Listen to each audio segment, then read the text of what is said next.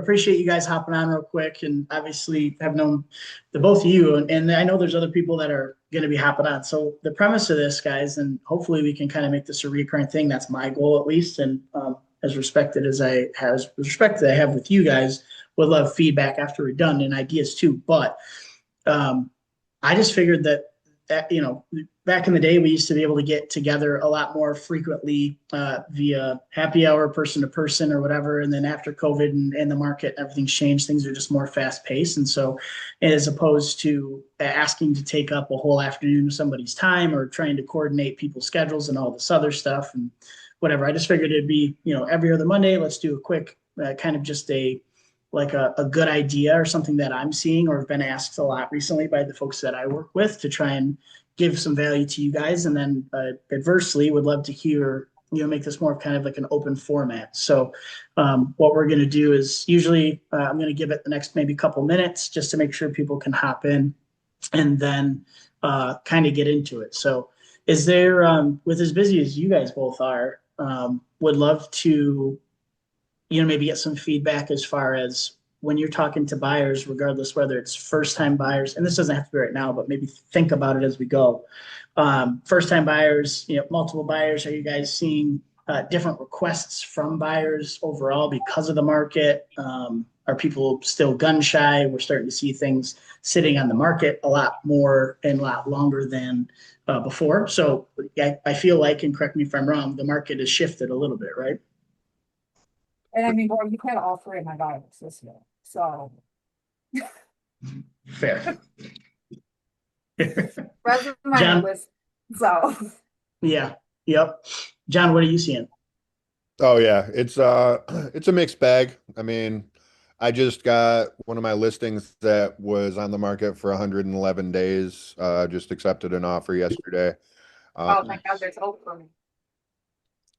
And then 111 days. 111, yeah. Okay. It was Hazel Park, and there was 41 other 3-bedroom, 1-bath houses available. Yep. And though we were the lowest, we were too high price per square foot.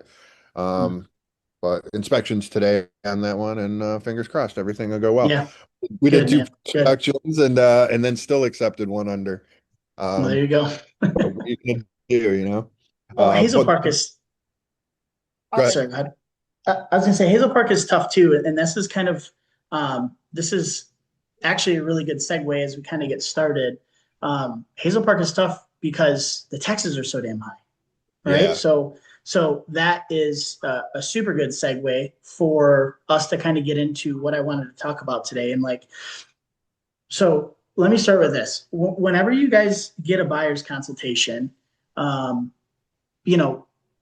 is one of the things that you ask them, hey, what's your purchase price? Like what area or what arena are you looking to buy in, right? That's probably pretty fair to say, give you guys just a ballpark figure of what they're looking to do. Now, the hard part about that is, number one, if they've never purchased before, they don't know what that means, right? They just maybe they're finger flipping on Zillow, or they meet with you guys and you have a consultation and they have a necessity for, 4 beds, 2.5 baths, a white picket fence on, a half-acre lot or whatever it is. But then they don't know exactly what that means for them past that purchase point, right? So the idea that I would love to be able to help you guys illustrate is that there's a couple numbers that people love to be able to pay attention to inside of home buying. The first one is purchase price. The second one is interest rate. And then further on down the line are things like their monthly payment, their costs, and all that other stuff. Well, I would challenge you guys as realtors in the avenue and the arena that you're able to be able to kind of flip that script. And so the reason why I think that's important as a lender is because I get referrals from, I've been, lucky enough to work with everybody on this call so far. But when we get referrals, it's now our job to be able to say, hey, listen, we're needing to either adjust where they're looking, adjust their search. And in a lot of ways, that technically means I'm either making or shattering somebody's dream, right? Sticker shock is super real. Housing prices have gone up, rates have been inflated, all that other stuff. So people are looking at $300,000, $400,000 houses without having an idea of what that's going to cost them monthly. And as in my professional, humble opinion, as their protector of their fiduciary investment, that's really the first thing that I care about is their monthly payment. So whenever I have an initial consultation, and hopefully lenders do this, to whom which I know everybody on here works with very reputable lenders if we don't get the opportunity to work together, which I appreciate.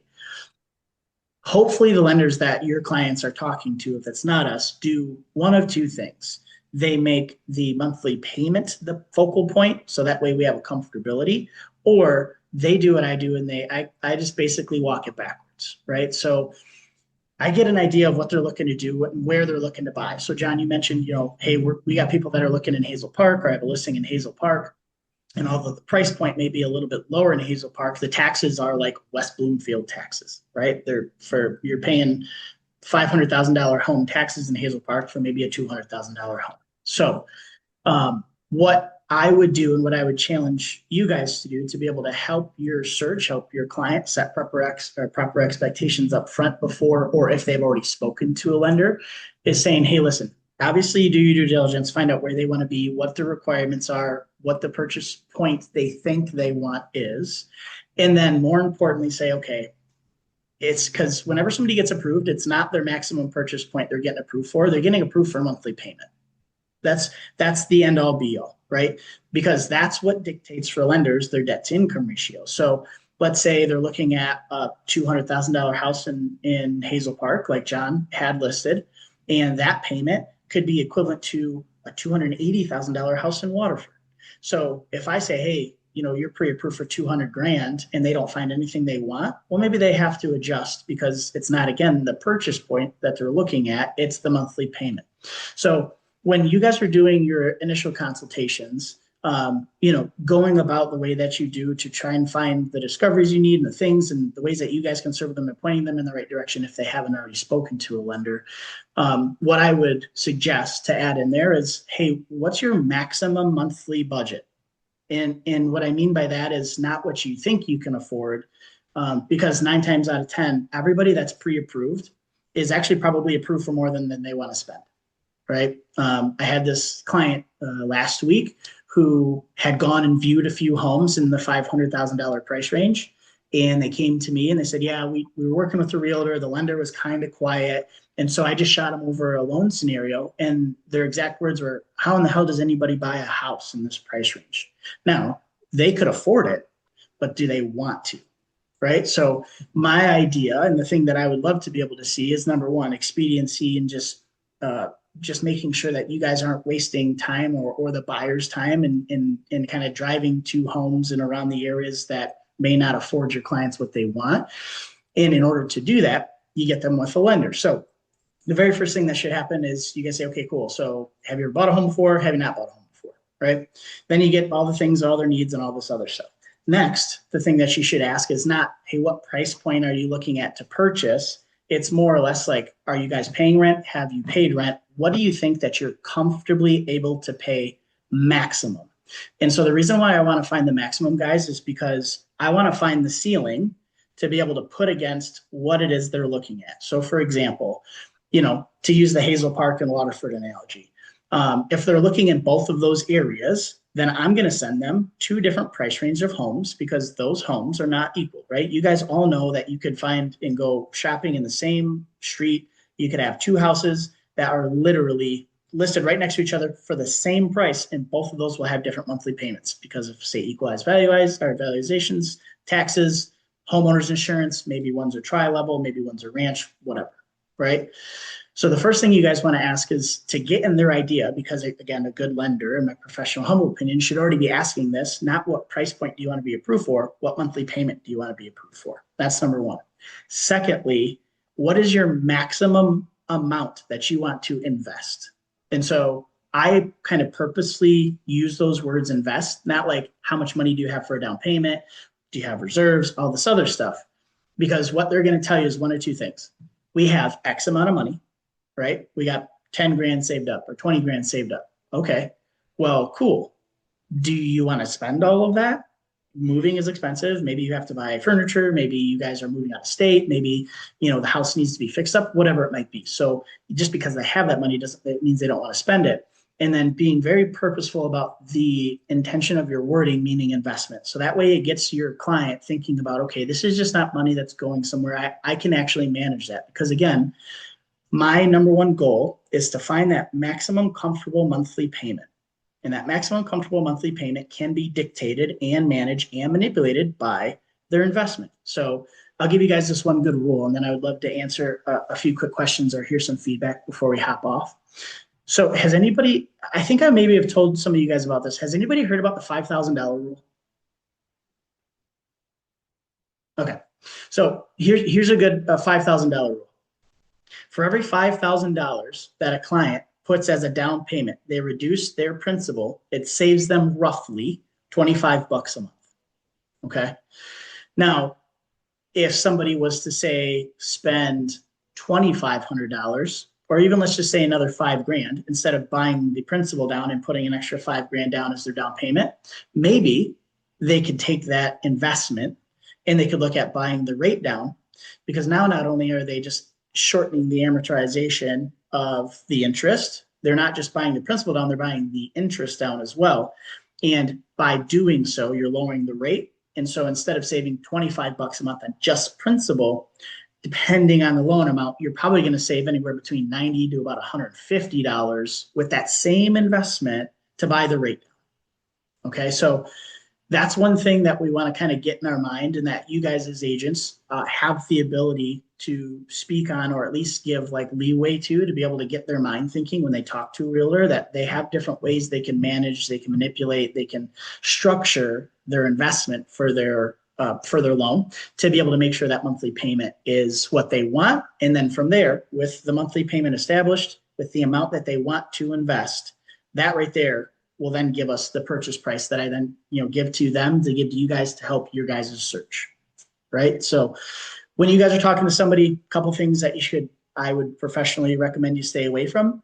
Obviously, quoting rates, giving payments, giving any type of costs. Obviously, we all know that there's ballpark numbers. There's going to be 3 to 4% costs. Bex, you and I have like a really good sheet that we set out that's like, hey, listen, this is what you kind of expect.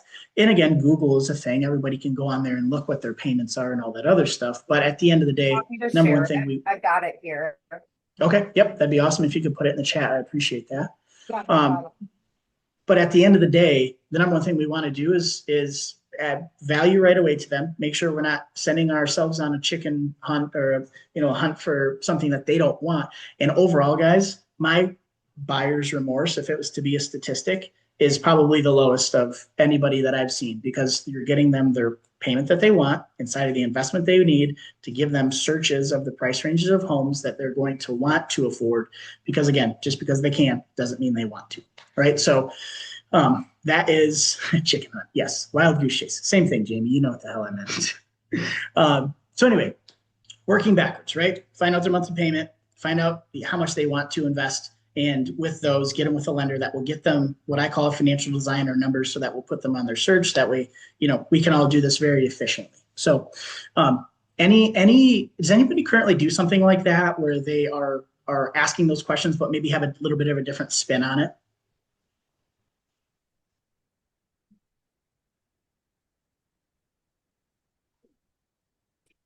No? Okay, cool. Good deal. Well, here's what I'm going to do, guys. Yeah. So buyer's workbook, great information to have. I've seen yours. Obviously, you spend a ton of time on it. It's super, super informative. And the thing that I like best about yours, Bex, is that it's not so just kind of open-ended that it doesn't actually answer questions, right? So what I'm aiming to do with this type of series and these topics is, when next time you guys have a buyer's consultation, we maybe have a different focal point, or maybe able to lead them a little bit differently to make their search more efficient, to make them feel like we're taking care of the number one needs. Because again, a lot of people can be pre-approved, and I get this time after time, and I know you've all seen it. Somebody calls to you and says, oh, I'm pre-approved for $500,000 because Rocket said so, or Chase said so, or somebody said so because they just looked at my credit, whatever, right? And then you show them a $500,000 house, and they get under contract, and they're like, then they get the numbers after you guys have already done the showings, went through inspection, whatever, and they're like, there's no way in hell that I want to pay for this house. Like, this is why, right? So by kind of starting to alleviate that, being more poignant in what we're leading our conversations with, find out what their maximum monthly payment is and find out what their investment may be. Because again, those are questions you can ask, just general knowledge questions, and good for you guys to know. That way, if you are going to lead them to a lender or give them a warm referral, that information is paramount to someone like me, because I already know what they want. I know what they're going to look for, and I know what to give them. Right. And so it just is a very, very easy circle. So, yeah, guys, that's what I wanted to touch on today. Hopefully, if you guys aren't already doing something like that, as opposed to maybe you're just thinking, okay, what's your purchase price or whatever? Again, not trying to look to change the way that you guys do business, just maybe starting to think a little bit of more micro pieces of information that are not only going to help your client feel more serviced. And this is, again, kind of information that I've taken from surveys after people have closed.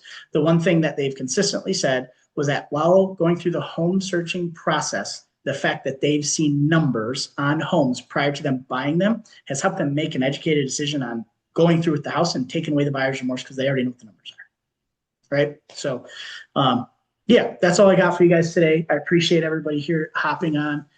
Would love to just take maybe a last minute or two for any feedback, any comments, any questions, and then we'll let you guys get back to your Monday. I got nothing. I got nothing. All right.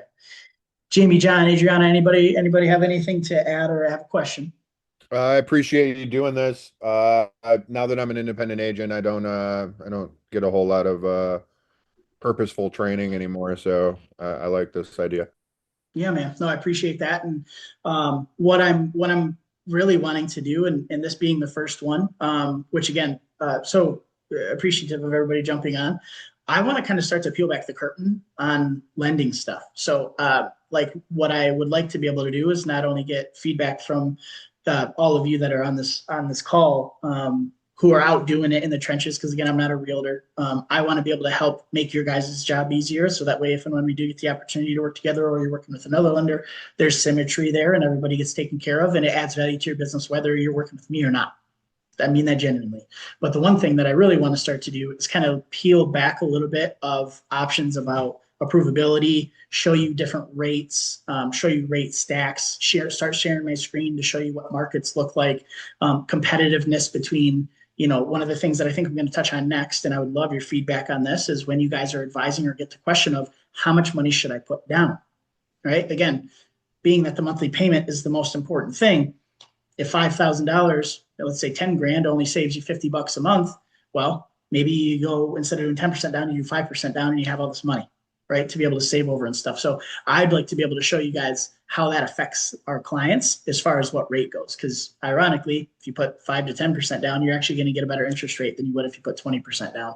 And I'll be able to illustrate that. So just pieces of information that I think will be helpful for you guys, that you guys can then just kind of drop knowledge on your clients. And again, please, and I mean it genuinely, any feedback, any comments, any topics that you guys are coming across that you think might be good from a lender's perspective, text me, shoot me an email, respond to the posts on Facebook, and we'll keep it rolling. But this is going to be something every other week, just a quick 15-minute. I appreciate your guys' time. We're going to start wrapping stuff up. If anybody has anything else to say, let you guys get back to your Monday, and I'll talk to everybody very soon.